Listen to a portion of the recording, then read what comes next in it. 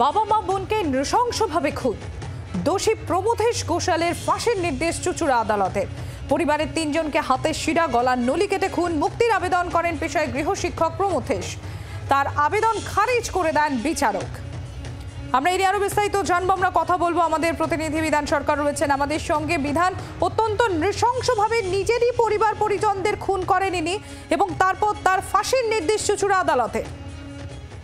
একদমই সম্প্রীতি 2021 সালের 8ই নভেম্বর এই ঘটনা ঘটেছিল ধনিয়াখালী থানার 10ঘড়া গ্রামে। সেখানে একই পরিবারের 3 জন খুন হয়েছিলেন এবং সেই খুনের ঘটনায় পুলিশ ওই পরিবারেরই এক সদস্য প্রমথেশ ঘোষাল তাকে গ্রেপ্তার করেছিল। প্রমথেশ তার বাবা মা এবং নিজের বোনকে প্রথমে হাতের শিরা কাটে, তারপর গলার নলি কেটে খুন করে নৃশংসভাবে এবং পরে নিজেও হাতের শিরা কেটে আত্মহত্যার চেষ্টা করে। পুলিশ গিয়ে তাকে উদ্ধার করে হাসপাতালে ভর্তি করে। পরবর্তীকালে সুস্থ হওয়ার পর তাকে গ্রেপ্তার করা হয় এবং তারপর এই মামলা চলছিল এতদিন, প্রায় 3 বছর, এবং প্রমথেশ এতদিন জেলবন্দি ছিলেন। তাকে চুঁচুড়া আদালত দোষী সাব্যস্ত করে এবং আজকে চুঁচুড়া আদালতের বিচারক সঞ্জয় শর্মা তাকে ফাঁসির সাজা শোনান, অর্থাৎ মৃত্যুদণ্ডের নির্দেশ দিয়েছেন। এবং এই নির্দেশ শোনার পর প্রমথেশ নিজেকে নির্দোষ দাবি করে মুক্তির আবেদন করে, যদিও তাতে সাড়া দেননি বিচারক। এবং এই ঘটনা 2021 সালে যে 8ই নভেম্বর হয়েছিল, একেবারে চাঞ্চল্যকর ঘটনা। 10ঘড়ার এই পালপাড়া এলাকায়, সেখানে সকালবেলায় যে ওই বাড়ির যে কাজের লোক তারা গিয়ে প্রথমে দেখতে পান বিষয়টি।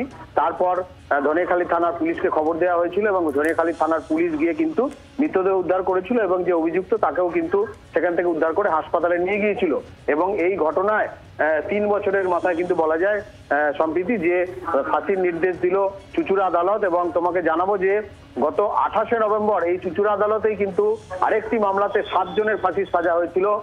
বলা যায় যে 26 দিনের মাথায় দুটি পৃথক মামলায় প্রথমে একটি মামলায় 7 জন এবং আরো একটি মামলায় কিন্তু আরো একজনের ফাঁসির সাজা শোনালো চুঁচুড়া আদালত। সম্প্রীতি, অনেক ধন্যবাদ বিধান। আমরা কথা বলছিলাম, আমাদের প্রতিনিধি বিধান সরকার ছিলেন আমাদের সঙ্গে।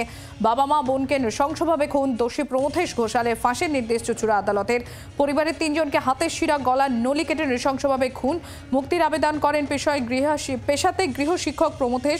তার আবেদন খারিজ করে দেন বিচারক। এর আগে আপনারা জানেন 2020 সালে বিষ্ণুমাল হত্যা মামলায় গত 28শে নভেম্বরই চুঁচুড়া আদালতে 7 জনের ফাঁসির সাজা হয়। তবে আজ 10ঘড়ার ঘটনায় ফাঁসির সাজা হলো 1 জনের। বাংলার আওয়াজ, বাঙালির আবেগ, জি 24 ঘন্টা।